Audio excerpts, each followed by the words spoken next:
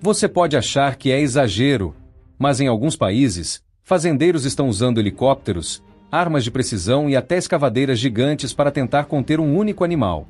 Sim, um porco. Mas não qualquer porco. Estamos falando de javalis selvagens que estão destruindo plantações, atacando pessoas e causando prejuízos bilionários. Eu confesso, quando vi as imagens pela primeira vez, achei que era cena de filme de guerra. Mas não é. Você teria coragem de enfrentar um bando desses à noite? Se esse tipo de história já te surpreende, já deixa o like porque o que acontece em alguns países é ainda mais extremo. E se inscreve agora porque hoje a gente vai mostrar como essa guerra realmente está fora de controle. E espera até ver o que estão fazendo no Brasil. Você não vai acreditar. Os javalis não são apenas animais soltos na natureza.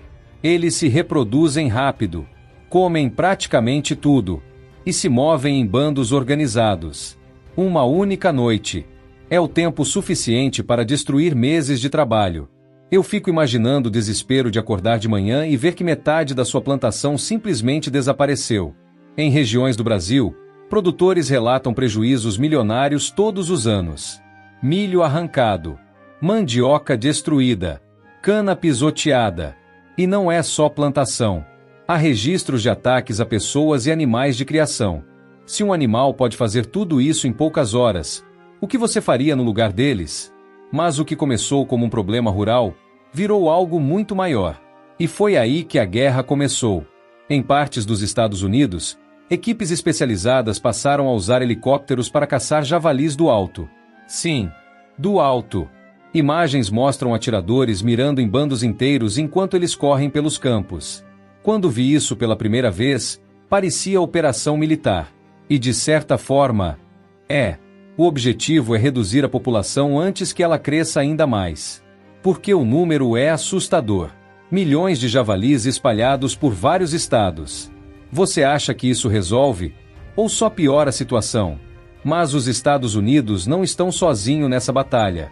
Enquanto alguns países usam tecnologia aérea, no Brasil, agricultores decidiram fazer algo que parece saído da Idade Média. Eles começaram a cavar trincheiras gigantes ao redor das plantações.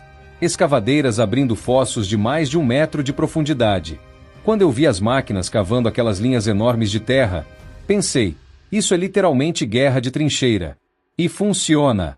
Os javalis não conseguem atravessar com facilidade. Alguns caem. Outros recuam. Muitos simplesmente evitam a área. Mas cavar quilômetros de vala custa caro. Exige combustível, máquina, manutenção. E ainda existe o risco de acidentes. Você teria coragem de investir tudo nisso sem garantia absoluta de que vai funcionar? E como se isso já não fosse suficiente, existe algo ainda mais preocupante. Em algumas regiões surgiram híbridos. Cruzas entre porcos domésticos e javalis selvagens.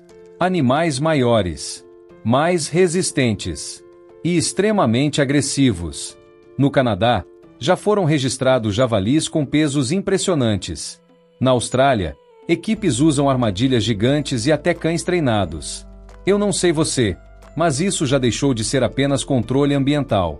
Parece uma corrida contra o tempo. Porque quanto mais esses animais se adaptam, mais difícil fica conter. Será que estamos vendo o início de um problema ainda maior? Mas existe um detalhe que muita gente ignora. Os javalis não destroem apenas plantações visíveis. Eles reviram o solo com tanta força que alteram completamente o ecossistema. Ao cavar em busca de raízes e pequenos animais, eles expõem sementes, destroem brotos e mudam o equilíbrio natural do terreno. Isso abre espaço para pragas, erosão e até contaminação de rios próximos. Eu parei para pensar nisso. Não é só prejuízo imediato. É um efeito dominó. Primeiro a plantação, depois o solo, depois a água, depois toda a cadeia alimentar. E quando você olha por esse ângulo, a situação parece ainda mais grave. Em algumas áreas rurais, moradores relatam encontros inesperados em estradas durante a madrugada. Javalis cruzando pistas, causando acidentes, aparecendo próximos a áreas urbanas. Já imaginou dirigir à noite e se deparar com um animal de mais de 150 quilos atravessando a sua frente? Eu sinceramente não gostaria de estar nessa situação. E tem mais um ponto que quase ninguém comenta. Os javalis não invadem apenas fazendas isoladas. Eles avançam para áreas próximas de cidades, parques e até condomínios rurais. Isso significa que o problema deixa de ser apenas do produtor e passa a ser de toda a comunidade. Lixeiras reviradas. Jardins destruídos. Animais domésticos atacados. Eu fico imaginando a sensação de ouvir barulhos do lado de fora à noite e descobrir que não é um cachorro, nem um gato, mas um bando inteiro de javalis. Especialistas alertam que fêmeas podem ter várias crias por ano. Ou seja, mesmo após grandes operações de controle, a população pode se recuperar rapidamente. É quase como enxugar gelo. E isso levanta outra pergunta importante. Estamos preparados para lidar com espécies invasoras no longo prazo? Porque hoje é o javali. Amanhã pode ser outro animal. Isso não é apenas sobre agricultura. É sobre equilíbrio ambiental. Espécies invasoras alterando ecossistemas inteiros. Prejuízos que chegam a bilhões por ano. Governos tentando equilibrar controle populacional e questões éticas. Confesso que fiquei arrepiado vendo algumas dessas imagens reais. Helicópteros. Campos destruídos. Escavadeiras abrindo fossos. Tudo por causa de um animal que saiu do controle. Mas tem algo ainda mais impactante. Em algumas regiões, mesmo após operações massivas de abate, sensores térmicos e monitoramento por drones mostram que novos bandos surgem poucas semanas depois. É como se o vazio deixado por um grupo fosse rapidamente ocupado por outro. A natureza não deixa espaço livre por muito tempo. E isso revela um problema silencioso. Enquanto o controle é feito de um lado, a expansão acontece do outro. Fronteiras agrícolas avançam. Áreas de mata diminuem.